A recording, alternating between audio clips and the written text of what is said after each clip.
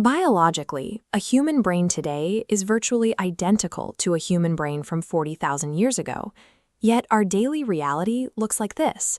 We tend to attribute the explosion of modern technology and art to a sudden leap in human intelligence. The evidence does not support that. The neurological hardware of our ancestors was entirely capable of sophisticated logic, planning, and imagination. According to the continuity theory, human civilization does not advance because individual brains are getting biologically stronger. It advances because we are continuously expanding our effective collective cognitive capacity. We can trace exactly how this capacity grew by mapping 5 structural mechanisms of cognitive evolution. These mechanisms dictate how knowledge travels, blends, and eventually generates new forms. The history of human genius is the story of increasingly powerful external networks. The Brain Kinematics Model treats creative production as a function of connectivity. N is the number of accessible cognitive products, D is diversity, and A is accessibility. The multipliers are S for transmission speed, R for resonance and recombination, and I for institutional support. This formula requires human thought to be externalized. As long as knowledge is trapped inside a single living nervous system, it cannot be transmitted, stored, or multiplied at scale. Effective creativity is a mathematical function of connectivity. An isolated genius is statistically irrelevant without an infrastructure to support them. The first mechanism of cognitive evolution is human migration. When early populations moved, they transported entire cognitive organizations inside their bodies. They carried languages, navigational techniques, kinship structures, and myths across the globe. The Codex Botarini provides physical evidence of this process, externalizing the Mexica people's migration. Look closely at the pictographic footprints. They act as spatial vectors, connecting places and events. The physical movement of a population is systematically reorganized into a durable origin story. This mechanism continues into the modern era. Between 1916 and 1970, nearly 6 million African Americans relocated during the Great Migration.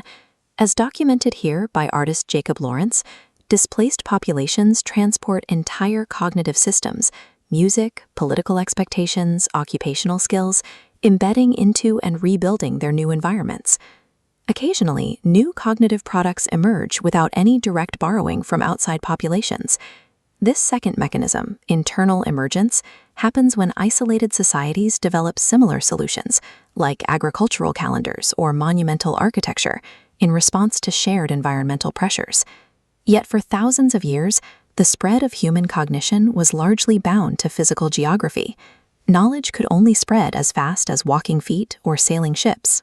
That geographic limit broke with the third mechanism, the independent migration of cognitive products. Texts, diagrams, and tools detached from their creators and began traveling on their own. During the Abbasid era, the Greco-Arabic translation movement transferred enormous volumes of ancient philosophy, mathematics, and medicine across borders. Translated scientific manuscripts acted as multi-stage cognitive relays. A concept could originate in Greek, move through Syriac, and settle into Arabic, where local scholars synthesized and extended it completely independent of the original authors. The invention of the mechanical printing press changed the scale and reliability of this mobility. The book became a migrant. Ideas circulated in exact identical copies, surviving longer and reaching simultaneous audiences. When ideas successfully detached from human bodies, the transmission of knowledge permanently shattered the biological speed limits of human travel. Transferred cognition rarely remains unchanged. When an idea enters a new society, we see the fourth mechanism in action: resonant blending and cognitive mutation.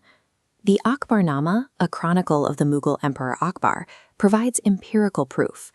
The artists lacked an inherited Persian iconography for certain Indian narratives. They recombined Persian miniature conventions with Indian subjects and palettes, creating an emergent hybrid. Translation and transmission acted as direct generators for cognitive mutation. We see the same process in the collision of global geometric styles. African sculptural forms and European geometry interacted to form cubism, an entirely new visual system that reconstructed how we analyze optical perception. Cultural transmission functions identically to genetic mutation. The cross-pollination of separate ideas breeds stronger, highly adapted, emergent forms of knowledge. The fifth mechanism, cognitive amplification, determines exactly how fast that cross-pollination occurs. Modern communication infrastructures dramatically increase humanity's organizational bandwidth. The math behind this is combinatorial. If a society possesses n cognitive products, the number of possible connections between them grows faster than the number of stored products. Add just a few new nodes, and the potential interactions multiply rapidly. This creates a ratchet effect. Because we externalize knowledge into archives, databases, and universities, each generation begins from a massive established foundation rather than resetting to zero. The transition from manual tools to machine-supported cognition vastly increased the speed of this retrieval and recombination. We built artificial symbolic systems to operate on structures too complex to hold in unaided working memory. Humanity is no longer accumulating knowledge linearly. We are multiplying it through infinite machine-assisted connections.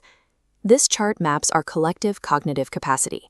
Upward spikes mark infrastructural transitions, writing hitting index of 16, translation centers 38, printing 60, and digital networks 95. The near vertical leap beyond 100 represents AI-assisted cognition, a state of near-instant distributed emergence. This exponential curve is not a map of biological brain evolution. It is the visualization of humanity's collective organizational bandwidth reaching global scale. But within this high-speed mathematical system, physical art remains the ultimate guardian of our emotional history. When bodies are displaced, art protects the underlying human experience. Doris Salcedo's shibboleth intervenes directly in the floor of the Tate Modern. The fissure externalizes the psychology of borders, making hidden divisions physically tangible. Ai Weiwei's documentary, Human Flow, captures the staggering density of modern mass displacement. It is a reminder that even at a global statistical scale, every individual refugee carries a universe of embodied cognition, language, memory, and skill. Civilization is the ongoing expansion of our capacity to sustain organization across differences of body, geography, generation, and medium. The true power of human creativity does not exist in isolation. It relies entirely on our unbroken continuum, our drive to network our minds, share memories, and build higher-order systems from shared experiences.